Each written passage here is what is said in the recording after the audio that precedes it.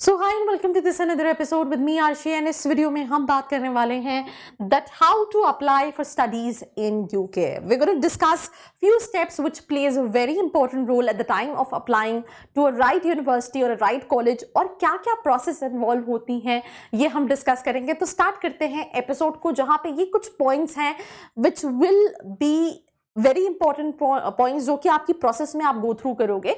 सबसे पहली चीज होती है डिसाइड अ यूनिवर्सिटी और a college. It can be one, it can be multiple, it can be two, depending upon your profile.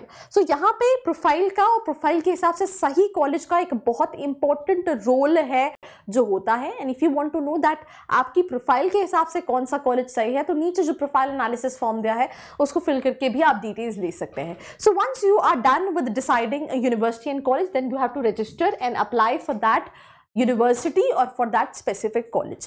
Right after you apply for this university and college, accept your offer letter आपका हो जाता है। और ये apply करने से पहले एक और चीज होती है दैट इज आप कोई ना कोई एंट्रेंस एग्जाम दोगे। It can be IELTS, it can be TOEFL, it can be any of these entrance examination. और वो कब डिसाइड करते हो? जब अपनी यूनिवर्सिटी और कॉलेज डिसाइड करते हो कि उनको ये चाहिए या फिर नहीं चाहिए।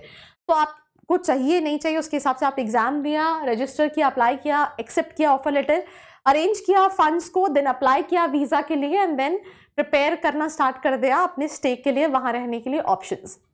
ना सबसे पहला पॉइंट आता है decide your college and university. This is something which is very important. तो हम सबसे पहले अगर बात करें कि आपको कैसे डिसाइड करनी है यूनिवर्सिटी या फिर कॉलेज, तो shortlist the course and university you want to study in, that is the one thing. बहुत सारी वेबसाइट्स हैं जहां से आप डिसाइड कर सकते हो। यूजुअली मेजॉरिटी ऑफ स्टूडेंट्स जो इंडिया से अब्रॉड जा रहे होते हैं, they kind of consult with consultants और counsellors for their courses, for their budget, for their profile. So let's in case आप किसी से कंसल्ट करें, मेक श्योर कि you go through a right platform.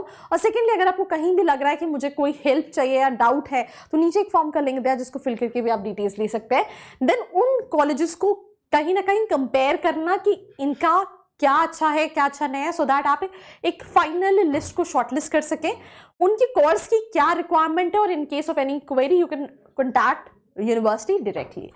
Then उसके बाद register and apply. Let's say आपने requirements देख ली, आईएलटीएस टॉफल लग रहा है, आपने वो दे दिया। Then undergraduate for an undergraduate course in UK is simple. There is one place where you can register and apply all the UK universities and colleges. You can register and apply through UCAS, which is University and College Admission Service. For postgraduate अगर हम बात करें in UK, they have their own specific entry requirement and application process. So check the individual course websites for instruction and how to apply.